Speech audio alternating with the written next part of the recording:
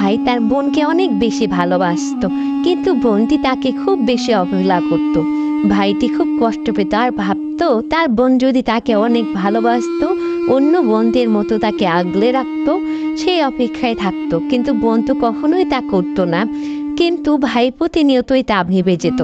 একদিন তার ছোট ভাই স্কুল থেকে আসার সময় অনেকগুলো বড়ই নিয়ে আসে এবং তার বোন তা খেয়ে বলে, এগুলো তো অনেক টেস্টি, অনেক মজাদার, তুই কালকে নিয়ে আসবি। ভাই শোনার পরে খুব খুশি হয়ে যায় যে আমার বোন পছন্দ করেছে, তার মানে কালকে আনতেই হবে।